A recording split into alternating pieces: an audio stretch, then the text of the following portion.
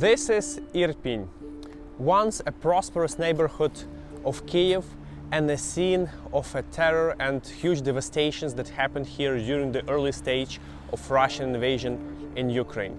Currently, almost half a year have passed since those horrific times. So I invite you to visit western suburbs of Kyiv, which is Irpin, Bucha and the surrounding villages, to take a look how life is going here almost half a year after the start of the war in Ukraine.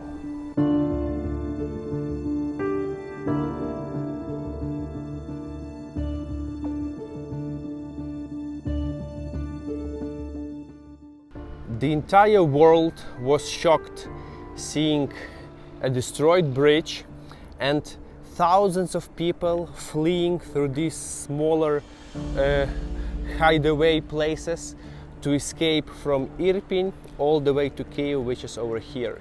So basically, just for you to make orientation, the Russian forces advanced from the northwest with aim to catch our capital. Most of the towns that are on that direction were under occupation, and obviously people were fleeing towards the capital. Kyiv itself was not captured, and the price for this resistance was like heavy combat and, as a result, destruction of large portion of the surroundings of Kyiv. So this is important to understand actually what was happening there. And in one of my previous videos I was visiting Irpin, Bucha, Borodyanka at the early stages of the occupation in early April. So if you're interested to see what was happening back then, please take a look at those videos. A few months have passed since that time, and I will try to visit the same exact locations that I've seen in early April. Hope it will be interesting and insightful. This bridge was destroyed in order to prevent the advance of the Russian army, which was an important tactical decision. Now we can see that there is a bypass, the temporary one made so people can reach actually the city, and some large construction is happening nearby, as I suppose to restore the bridge itself. So let's continue west, let's continue to Irpin to check out the city closer.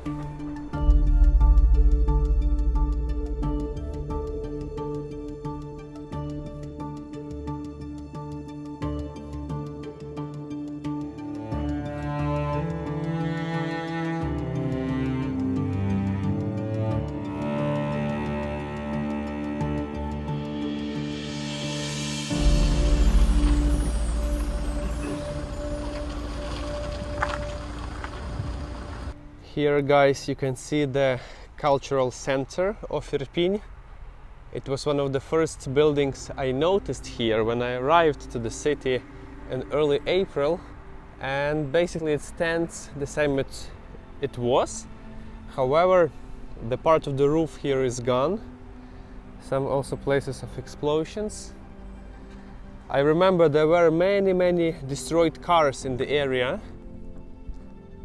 Oh, yeah. It feels like it's standing here for years, but we are talking about days, guys. Now everything is cleaned up.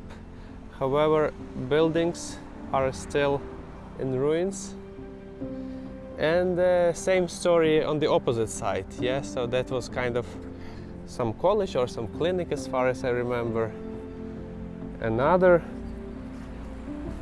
residential area, unlivable, and yeah, completely also burned down the high-rise residential area. So even though cosmetically now is looking better, traffic is more active, some large portions of town are wiped out. But in the meantime, residents come back and the life is like Phoenix restoring itself.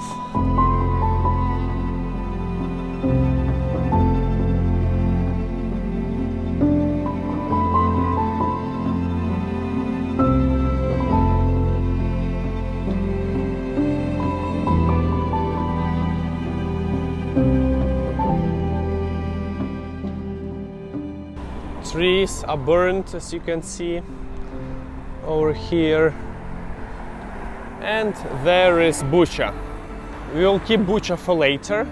Now we'll stay on the opposite side of the river with the name Irpin, actually on the southern side, because I want to visit a few people that I visited during those horrible times. By the way, now there are many different reconstructional projects and ideas taking place in the area. And as I see here, it's written Fond Відновлення Irpinia, like the Irpin Reconstruction Fund. On this website, irpinhelp.com, you can take a look what are their initiatives and join them in supporting what they're doing. Also, guys, I'd like to remind you that our journalist mission is going all around Ukraine. It's also, as I believe, important part to continue spreading the word, to fighting this news fatigue in the world about war in Ukraine. So if you would like to support our initiatives directly, also below the video there is a link. Please follow and see a few recommendations how you can join our activity in this media war. Let's carry on.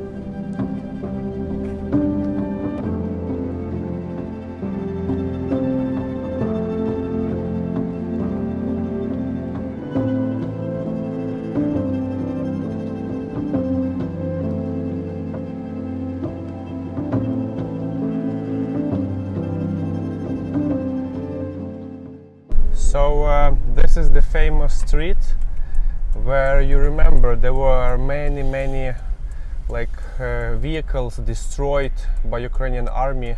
They were simply stuck over here, but now I'm very surprised to see that the entire area is kind of cleaned up. Just look around and you will see it's completely flat. I remember this place to be like the entire mass of destroyed buildings where you could not really understand what is where. And now I see it's empty. I see that people are, rebuilding something. Some areas completely flat, and looks like there will be some new erections here in the nearest time.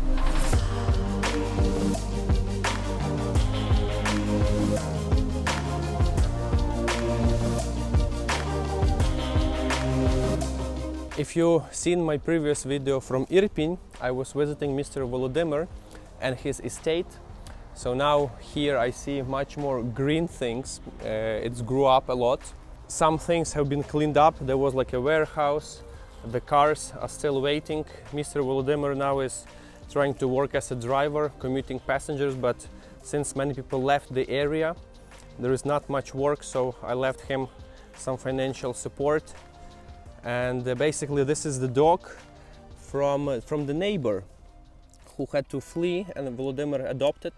This is Mr. Volodymyr, the cat, and the house. I am surprised to see that it's without a roof now, because the burnt tree fell down after some time, destroying the roof. And yeah, this is the poor man. He's still standing here. Dobry dzień. Trying to clean up things. I remember the previous time he didn't even have a lock, so yeah, we bought him a lock just to protect it from the looters.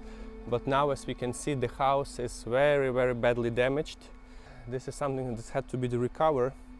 I'm currently thinking of the project how to help those people in need. And yeah, he was unlucky in the middle of the fights in Irpin that this estate got destroyed, even though some places around are still kind of fine. So currently Mr. Volodymyr is thinking what to do. I offer him to try to work as a truck driver or bus driver somewhere abroad. It's a well-paid job. He has all the categories, and also thinking how to rebuild this place. What remains dangerous, look, like these trees are burned down and looks like they can also fall, which makes staying even here pretty dangerous. So let's wish him all the best, and I'm sure I will be back, guys. See you soon.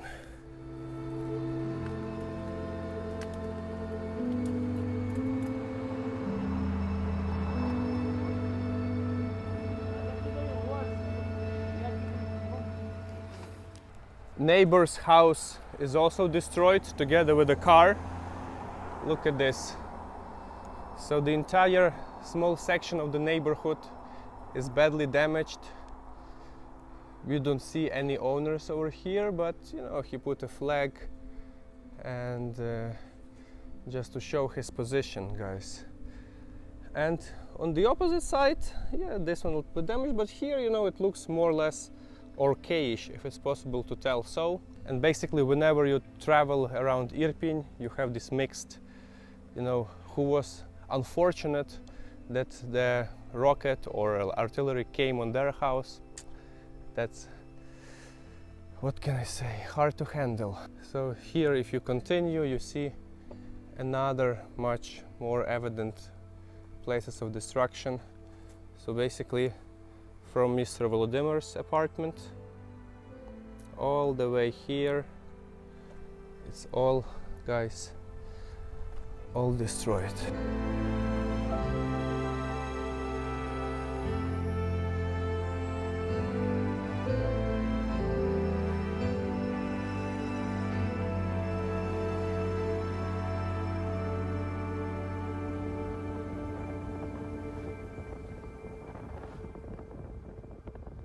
Our next stop is this new flashy neighborhood of Irpin, where a lot of middle-class families relocated from other parts of Kiev, you know, thinking and dreaming about the Ukrainian dream and their good life on the suburbs.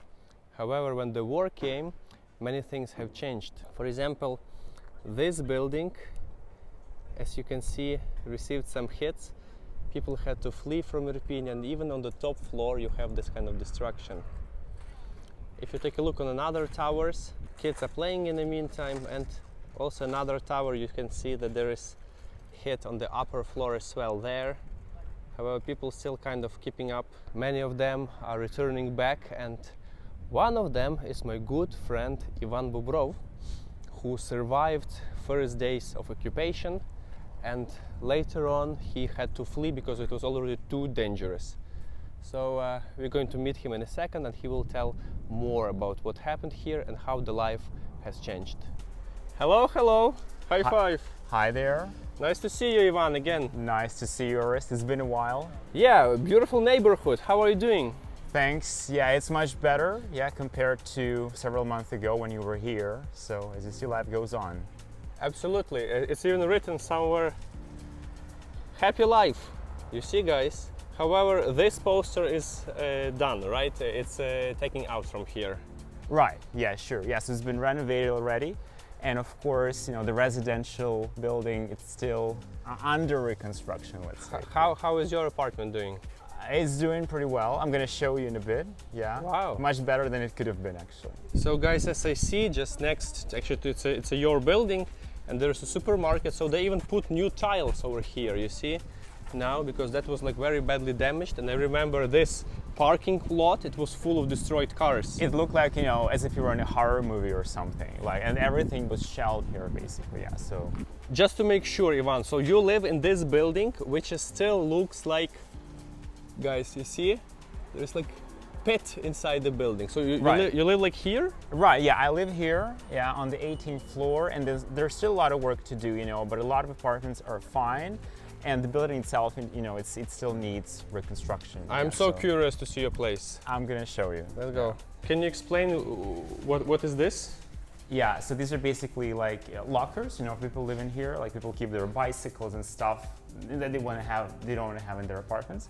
So obviously the orcs, when they took over, they wanted to kind of break it, but didn't succeed, and that's kind of how it is right now. That's the way how they acted, guys, yeah? So basically, you know, that they were breaking into the houses of people, destroying them, making mess, and stealing things. Yeah, and you know, there are like 200 apartments here in this building, and 95 of them were locked out. Oh. So yeah, so they broke. Including yours? Including mine, yeah. Like so, half of them, right? So I have like first-hand experience with this. Voila. Okay, let's go. Yeah, let's actually go in here.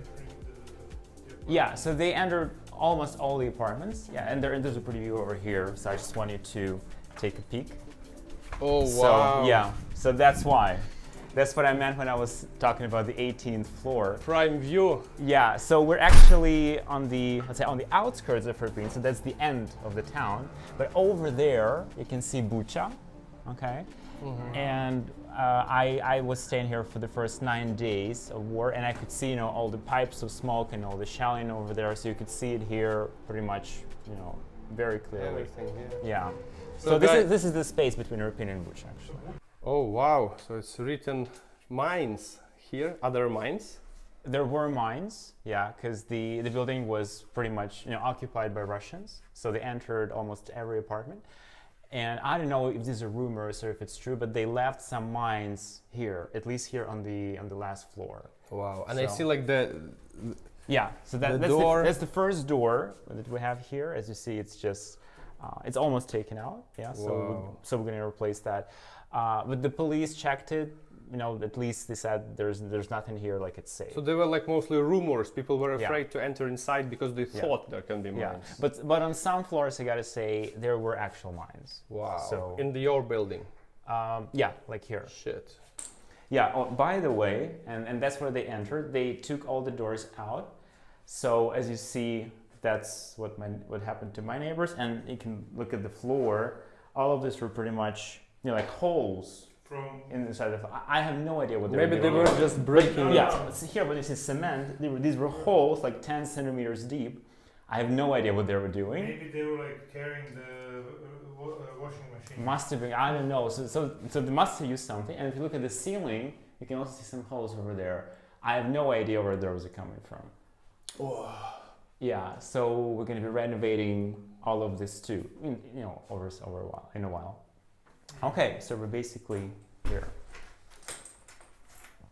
In Ukraine, we take our shoes out always when you come as a guest. So this is a kind of life hack for you.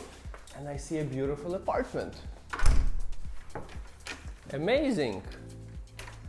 With a great view. This is how I actually imagine this. Ivan, beautiful place. Thank you, Orest. Give us a room tour. Yeah, so that's the way it looks right now. I came back 2 months ago because I was, you know, in the suburbs of Lviv after the war started. So when I came back, the door was already here because I'd replaced it. But basically, it was like everything was all over the place. You know, it was lots of garbage. You know, my stuff pretty much everywhere, like every single locker open. Yeah, so What did you lose? not much, you know, just some like home appliances, not much really, but like some Your shoes. like a washing machine is here. Yeah, it's here. Oh, It's okay, here. that's important. Like washing Yeah, machine. it's here.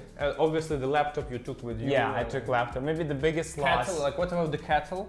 Like, is it you bought new one or? No, it was the one I had. I just gave it to my neighbor, so he locked it in his apartment when he had the door. So that's very valuable stuff because Yeah. Russians think that kettle is some rocket device to put things and whoo, you see. So What about the fridge? yeah. The fridge was here. Yeah, the fridge was okay. My biggest loss. What did you lose? Yeah, my biggest loss so far, it's the robot vacuum cleaner. You know, it was brand new and it was quite expensive. They Yeah, they took it, but it was not because of Russians. It was because of the looters. So looters came. Yeah, so looters came after those. Yeah, and they took it. So Ukrainians. Yeah, so it took me maybe a month to clean everything up to start renovation, and I'm almost done with that. So as you can see, there are lots of things. I had to replace some of the windows, and so on. And what was that? Like these scratches? Oh, what is that? There was. Let me show you. If you look down there, there is an apartment. Yeah, where you can see a missile. So a missile. entered. Just next to you. Yeah, just pretty much one floor down. Yeah, if you look at it. So obviously the wall is damaged a little bit from the outside, and these are the results of that. So like your place is so lucky, like because it It's could hit incredible, 3 yeah. meters on the Yeah. side and that's it. Yeah, it's incredibly lucky. So I'll still be, you know, repairing all of that. But what I got to tell you, there's an apartment on this floor that's right, you know, across from mine, and it's pretty much doesn't exist anymore. Okay, just like a There's open pit nothing. Yeah, there's there. like nothing. So And see, you see, like here you have 2 walls. It could be like you could Yeah. open it up so easily. Like Yeah. like here, guys. Like take a look. Some neighbors' apartments. You see, we here have destruction over there, and also the entire upper floor on that tower is destroyed. Wow. Well, then I am happy that you still have your own place, and as I understand, you bought this apartment not long time ago. a year ago.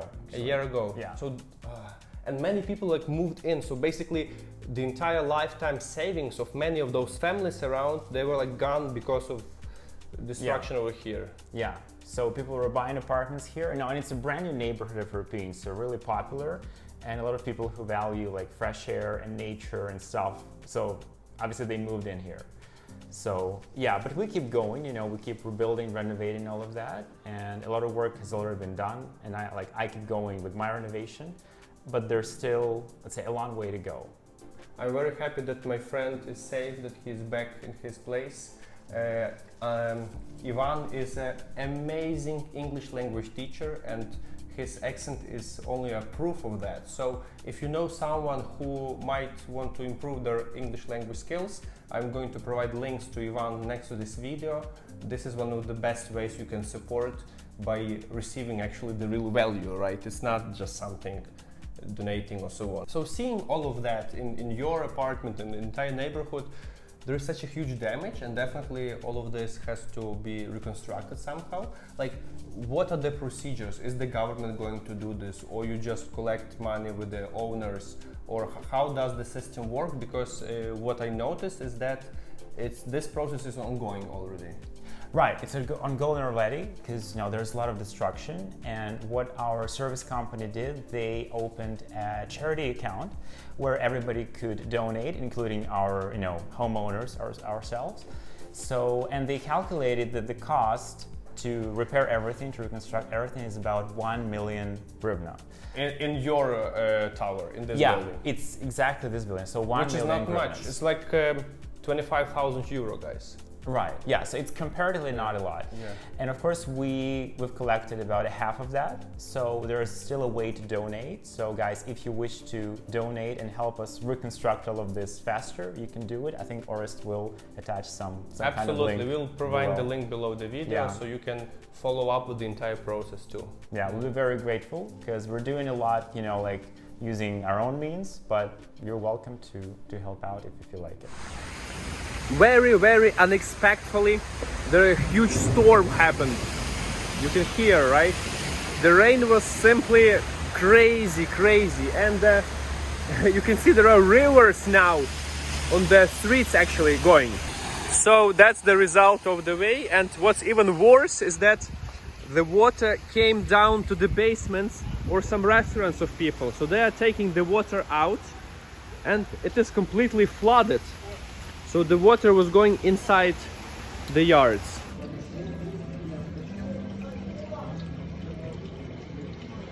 What I'm also worried about is that many windows around in this neighborhood don't even have glass. People used tape to protect it, and basically this meant that all of this rain might go inside their apartments, flooding all different floors. Check out this building, right? So the rain definitely went inside, and then the entire building can be destroyed or damaged because of this. Here on the side you see another still waiting for its better time. But the entire road is like this. Who would even think that will happen now on such a nice, beautiful, sunny day? Let's carry on, guys. Let's carry on.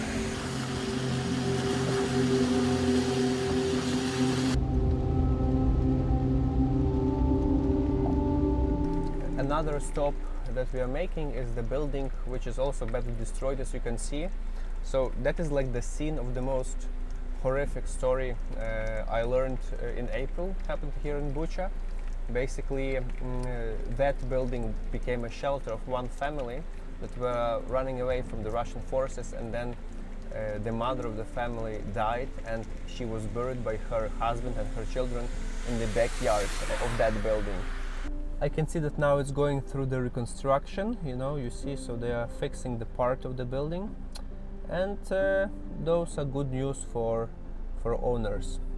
Unfortunately for other family, the life will not be returned, and I'm kind of like getting back into all the memories that I remember from visiting Bucha and Irpin in early April.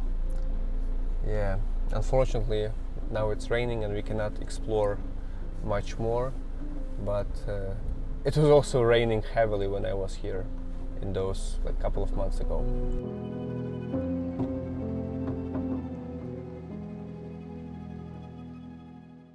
So Hrvoje, this is we are approaching Hostomel, where the famous battle near the airport happened, and basically this is the traffic next to destroyed buildings, because the bridge is still also under construction.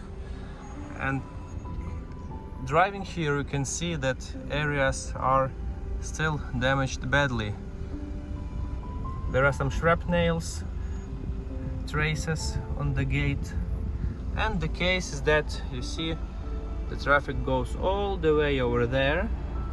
The bridge was destroyed in order to prevent the Russian army going into Kyiv, and that's why these 4 post positions received the first initial hit. One of the most badly destroyed cities in Ukraine due to Russian aggression is Borodyanka. It's actually on the same direction from Kiev as Bucha and Irpin, but a little bit further, approximately 40 kilometers northwest of our capital. So basically the Russian forces were advancing from here, and some fierce battles happened in Borodyanka. As a result of it, numerous buildings in the city center are damaged really badly, as you can see. So this absolutely is not possible to live in. And then another building across the backyard is in the same condition. I remember how I was here in early April, just a few days after the retreat of Russian forces, and fire brigade were exploring and cleaning up those buildings over there, looking for people. Also, this place was under search. So the entire section of the building was sliding down. Now it's a little bit cleaned up. I see there is grass here now, and next to this building, I remember one of the firemen were showing me the album of people, the pictures from their family times. Just to realize how huge the devastation is, take a look everywhere around. There and there, this city really suffered physically, probably most of all in the entire area of northern Ukraine. This small store is rebuilt. As we can see, the business is ongoing. People can buy some food there. Locals are back in much extent walking around. This kiosk is done, however, the ATM is also operating. Let's go now closer to the city center over there and see the other scars of war. How are you, Hrvoje? Are you keeping up? I'm pretty much shocked. I've seen a lot, and this is one of our probably last stops at this point, and this is the horror incarnated. When you see all of these, I remember it from the Croatian War, the picture of total devastation. These are kind of similar, but now seeing that afresh, seeing that being so close, it's something that I'm really shocked. I didn't expect the scale of devastation being in one place, the place itself is completely destroyed. It's something similar to Vukovar, but it's still, now it's like a different times, and it's so fresh to me, and I'm so shocked. On the central square of Borodyanka is the terrifying scene of the largest destruction. When I was here, this building still had something inside, but it felt like the heart is simply taken out from it. And now, one building turned into two. Looks like local residents make some public requests. It's written, we were living here 40 years. New apartments should be on this side. Authorities don't hear us. Our life will continue and new home will be here. So basically, obviously, it's impossible to live. The people of Borodyanka had to move somewhere. Some of them relocated to the neighboring places. You see the grannies are still carrying on with their life. Even though the war is still happening, obviously residents who lost their homes are questioning themselves and the authorities what is going to happen with their private property. There are programs of reconstruction, there are ideas, there are ambitious plans for architects, but it's hard to talk about any kind of reconstruction before the active combat is not finished. In one of the previous videos, I was showing you what's happening in Kharkiv, what's happening in Donbass, and these are the places of active war scene. It looks like the life is kind of coming back to Borodyanka. There are more and more people on the streets. Some buses even are operating to Kyiv.